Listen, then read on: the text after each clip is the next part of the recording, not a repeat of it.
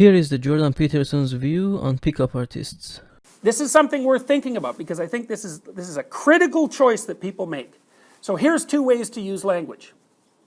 Like let's say I'm going to pick up a girl in a bar, all right? So I have a goal in mind, and the goal is sort of, the girl is irrelevant to the goal insofar as she could be another girl. So it's a psychopathic goal in some ways. Because really, because the individual doesn't matter. It is. I'm serious about that. So what I'm going to do, say if I'm a pickup artist, I follow these pickup artists online, because I'm so curious about their use of psychology. And all they ever do is come up with, it's like a whole horde of men talking about how to deceive and manipulate women. It's extraordinarily interesting and extremely psychopathic. And also it's very, very, very, very, very unsophisticated and unskilled. Because what the guys are, they're lumps, basically, and what they're trying to do is to acquire the veneer of sophistication. And that's psychopathic. So, anyways, that's my little spiel on pickup artists. But they're very interesting.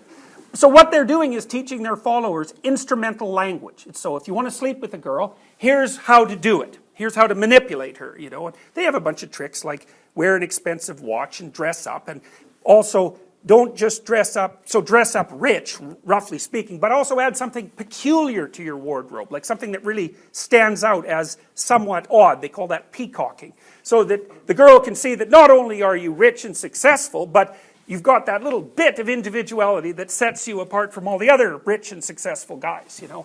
And so that's like an Osiris-Horus combination, basically. But it's all bullshit, because the guys aren't like that. And then they have all these little routines they use that are verbal routines, and they have these guys they go to the bar with to help them with their little routines, and it's like, it's completely, what are they doing? They're using language instrumentally. They have a goal in mind, which is their goal, and they know that what the goal is, and they know that the goal is right insofar as they're pursuing the goal, and then they're willing to say anything to obtain that goal.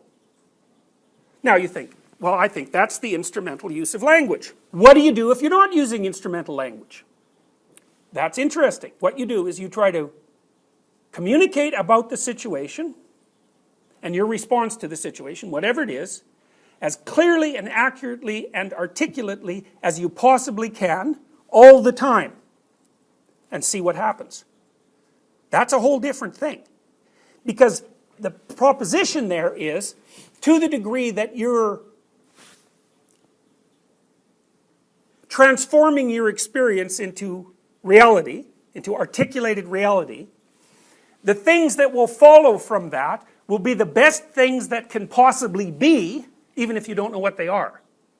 So there's an openness in that approach. It's like, I'm going to conduct my relationship with person X in the most truthful possible manner, and I'm going to see what happens. And then I'm also going to assume that whatever happens is the best thing that could have happened.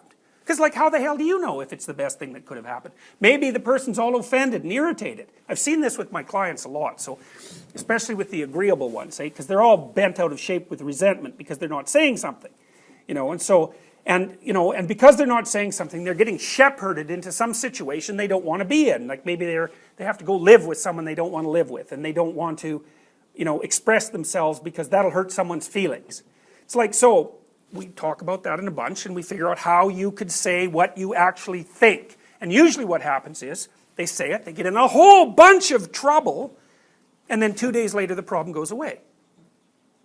So they're afraid to say what they're actually using silence instrumentally, basically, because their idea is, I don't want to fight with you.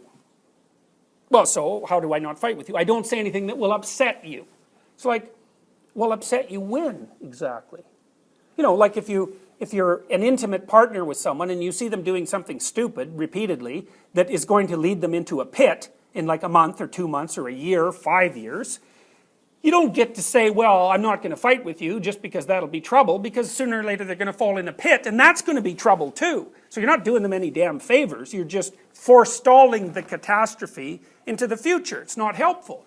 Where instead you could say, well, here's how it looks to me, and this is, you know, how it looks to me like this is where this is going, and you probably don't want to go there, and even if you do, I'm not going to aid and abet it. And then they're going to get all upset, and they're going to tell you that you're interfering, and that you're mean, and that you're cruel, and that you can only see the bad in things. And if you withstand all that, then they're going to get really angry and stomp out, and if you can withstand that, then they're going to cry and tell you you're, you know, a son of a bitch and mean, and that they never want to talk to you again. And then they'll go home and think about it, and a week later they'll come back and say, I never want to see you again. Probably not. Or they'll say, geez, you know, I thought about that, and what you said made sense, and I'm going to try to do something about it. So